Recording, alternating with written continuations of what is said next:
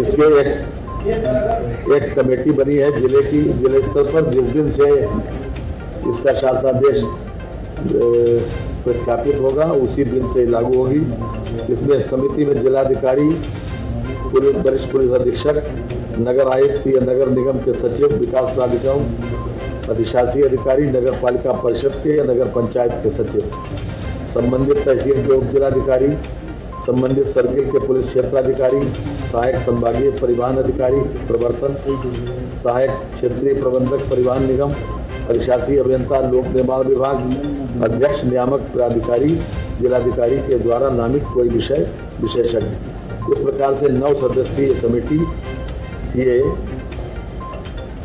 इसके सामने एक रास्ता पत्र दिया जाएगा और इस प्रकार की व्यवस्था, ताकि वाहनों को, इस प्रकार की बसों को खड़े करने में असुविधा न हो। जी जी, वो निगोशिएबल है। 5 किलोमीटर की दूरी से ज़्यादा नहीं होनी चाहिए और 7 किलोमीटर जहाँ बस जाए उसकी चौड़ाई होनी चाहिए और 2 एकड़ ज़मीन। ये कुछ बातें हैं प्रिलिमिनरी, उसके बारे में हमने आपको जानकारी दी और ये जिस दिन से इसका शासनादेश प्रख्यापित होगा उसी दिन से ये लागू होगा। ये मंत्रिपरिषद के समक्ष एक पहला विषय आज आया था। दूसरा विषय जिसके लिए हमने आपको खास तौर से आज बुलाया है कि उत्तर प्रदेश वैश्विक क्षमता केंद्र नीति, ये भी अपने आप में बहुत इनोवेटिव है। इसके बारे में मैं अनुरोध करूंगा अपने प्रमुख सचिव श्री आलोक कुमार जी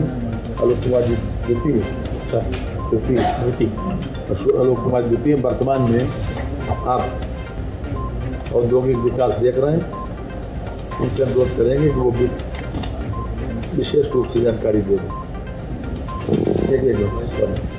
पहले माननीय मंत्री जी से अनुरोध करेंगे कि 2 विषय आपके हैं।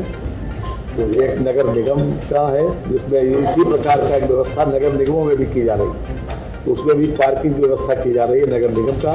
और दूसरा एक पावर का है कि हमने जो पावर परचेज करने की व्यवस्था की है लगभग 1600 मेगावाट की, जिसमें से व्यवहारिक रूप से हमको 1500 मेगावाट मिलेगी।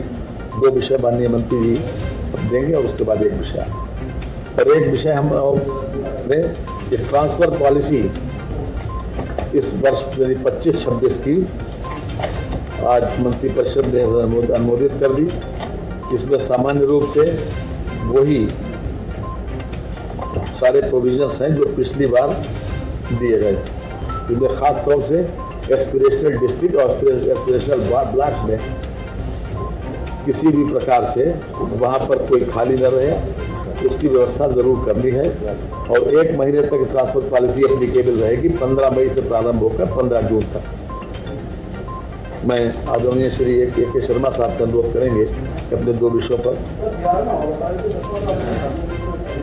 11वां यह है कि अभी तक राज्य कर को हम कॉमर्शियल विभाग मानते थे, लेकिन आज मंत्रिपरिषद के समक्ष जो प्रस्ताव आया है उसमें सेवारत विभाग भी शामिल हो गया। विशेष रूप से क्योंकि कार्यालयों के लिए ज़मीन खरीदना होती है, तो ज़मीन बजाय इसके कॉमर्शियल विभाग के लिए ज़मीन खरीदना पड़ती थी। अब सेवारत विभाग आ गया तो इसलिए हम शासन के दूसरे जहाँ जहाँ ज़मीन हमको मिल सकती है निःशुल्क बॉन्ड ले सकते हैं। जी,